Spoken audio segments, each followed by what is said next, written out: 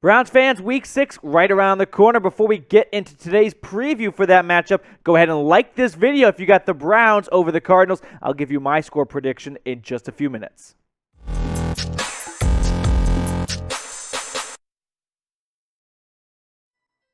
Welcome into the Cleveland Browns Report. I'm your host, Matthew Peterson. Browns welcoming, I don't know how much of a welcome they're really going to give, the Arizona Cardinals, Week 6, the last undefeated team in the NFL. Can it be the Browns that ruin their perfect start to the season?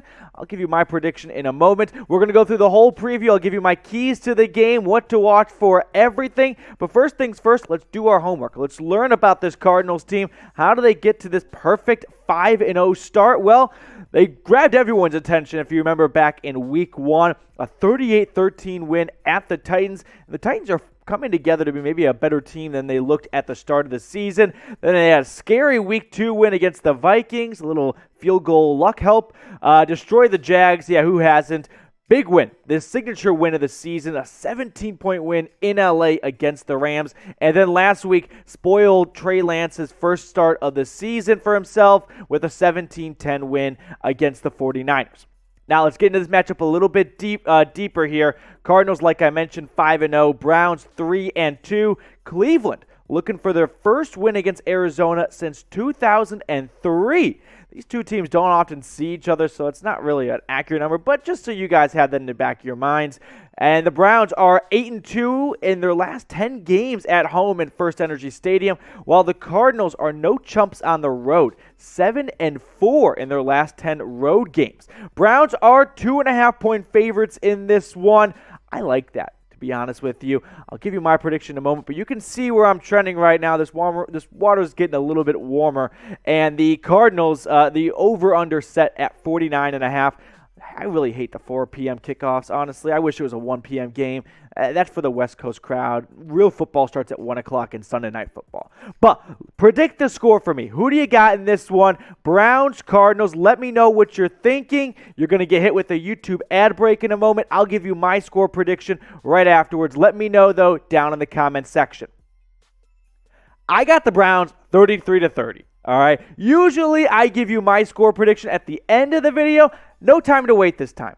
We're going to give it to you right here. Browns 3-point field goal. Chase McLaughlin perfect on the season. Stays perfect. Walk-off field goal. Fireworks, the whole shebang. Bang it, count it. Browns 33-30 to get to 4-2 and knock the Arizona Cardinals down to 5-1. The big battle here. Got the battle of the number ones. Baker Mayfield and Kyler Murray, former Oklahoma Sooner quarterbacks and teammates. I bet Oklahoma sure could use a better quarterback right now. I don't know if Spencer Rattler's watching, but it hasn't looked pretty so far. But those are the numbers so far between these two quarterbacks through 5 games this season.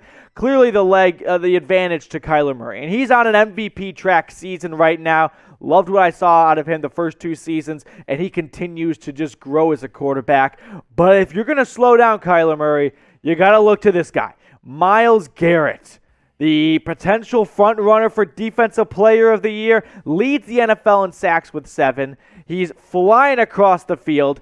Only thing I'm missing for him right now is a forced fumble. You see that big donut on the screen? Usually I don't leave that there. We don't want to bring negative attention, but I'm looking at it right now because maybe this is the week. Maybe Myles Garrett picks up his first forced fumble against a scrambling quarterback like Kyler Murray, all right? Did some hard-looking notes here, all right? Did some science, all right? So far in his season, Myles Garrett has 49.5 sacks in his career. I went through the science. I calculated each and every single sack and tallied how many of those sacks came against fast quarterbacks, how many came against slow quarterbacks. This is scientific. There's no arguing against it.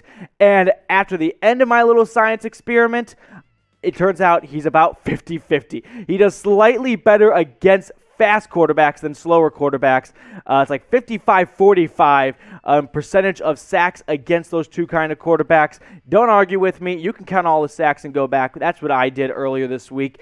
But it goes to show Kyler Murray is kind of right up Myles Garrett's speed, and Garrett is not afraid to chase down faster QBs. So my question for you is, will Myles Garrett Will he put Kyler Murray in his pocket? Will he just stuff him back there and just munch on him all day? Y for yes, N for no. Let me know what you're thinking. Why not, right? He's got 7.5 sacks on the season already. Tally them on. Give me a bunch of Ys down below. Let me know what you're thinking. Next up on the docket here, we really need OBJ to go off. And maybe this is a bit of an exaggeration because the Browns put up 42 points last week. Really, without him, he was not much of a contributor. But when you're playing another high-powered offense like the Cardinals, you need all your weapons and all your gadgets. So for OBJ, they really sure could use his first touchdown of the season. Was a little quiet in his first game back. Wasn't quiet in his first game back. Was quiet in week 2 against the Vikings, kind of. Should have had a touchdown in that game, though. Baker missed a wide-open touchdown pass. And then quiet, very quiet, like dormant, all right, last week against the Chargers. So this is go time now for OBJ. Would love to see him take off in this game and elevate this Browns offense to another level because you're playing a Cardinals offense that does that to you.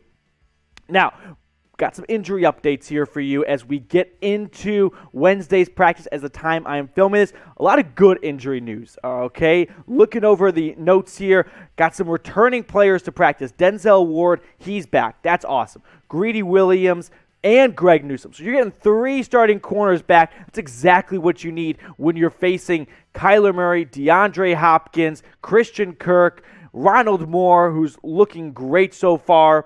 Also, on the offensive line, Jedrick Wills is practicing today, which is a big thing because Hance did fine last week. I don't think he sunk this offensive line in any way, but that's your 9th overall pick from a year ago. You want him on the left side of the line. A couple players not practicing. Nick Chubb, a couple of the bigger names that probably just rest here. Nick Chubb, Myles Garrett, Kareem Hunt. I'm not worried about them. The bigger name, though, once again, Jadeveon Clowney. He missed last week. A surprise kind of late scratch, sort of. He is once again not practicing with an elbow and a knee injury. We'll monitor that as the week progresses. Browns-Cardinals this week opens up with a 2.5-point favorite for Cleveland. You can bet on that over at BetUS, and they hook you up with a 125% deposit bonus. All you got to do is go to the link at the bottom of your screen, chatsports.com/bet, with the promo code Browns125. Here are my Week 6 picks right here. Love the Rams, minus 10.5 at the G-Men. Looking like no Jones, no Barkley. I'll take it. Broncos, 3.5-point favorites against a Raiders team that has some, things going on, we'll say, right now at training camp. I got some over-unders there. I love a good over-under. So those are my Week 6 picks. I post them every single week on Twitter. Follow me. Went 2-3 last week, but 5-0 the week before that. We're rebounding. We're turning the ship around. BetUS also hooks you up with an amazing deal. Rock a Nick Chubb jersey, or even, say, a Baker Mayfield jersey, and all you have to do is email us jersey@chatsports.com for this deal. We've got 4 simple steps for you. Step number 1, like I talked about at the top of the ad read, chatsports.com/bet. Promo code Browns125. When you sign up, you deposit $100. You get a 125% deposit bonus, and now you're making money. You just make one simple bet, and then you email us, jersey@chatsports.com, with your BetUS account number, a screenshot of that bet, and then most of all, what jersey you want, what color you want it in, what size you want it in. And next thing you know, you are hugging your mailman when he's bringing you a brand new Nike, Baker Mayfield, or Nick Chubb jersey. So check it out, chatsports.com/bet, promo code Browns125. All right, let's get into my keys to the game now. I've got 3 keys for you guys. I'd love to have a little fun with these keys.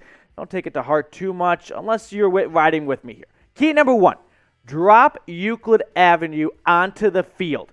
What do I mean by this? I mean, we are opening up all lanes of traffic one direction, and that direction is at the Cardinals defense because the Browns are running the football, okay?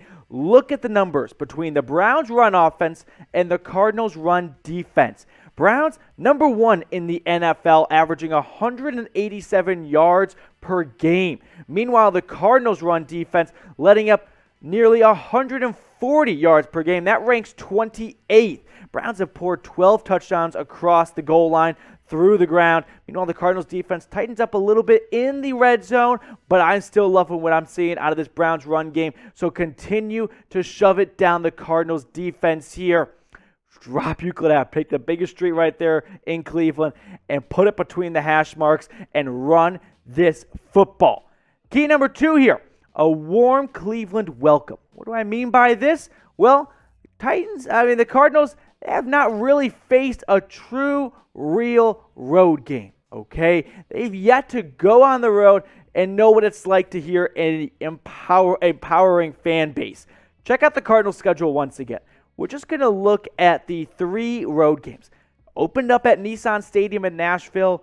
Nashville's about Broadway. I mean, football's on in the background, okay? Next one, at the Jags. People are swimming at the stadium. They're not watching football. They're in the hot tub. And week 3 at the Rams, people in LA, they could care less what down it is. They just care more about what the next box office hit is. So that's why I've got the Rams and the Titans and the Jags. They are just not real football crowds. Haven't yet to face a true road test. Guys, if you haven't already, go ahead and subscribe right now to the Browns Report. I'm going to go into my third key in a moment, but if you love the Browns, which I know you do, then go ahead and subscribe right now for the latest news and rumors all season long. Get the best previews and recaps right here, so subscribe if you haven't already. Key number 3, you got a taste of it already. Pay the refs off first.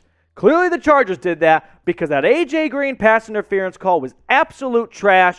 So if you can't beat them, play them at their own game.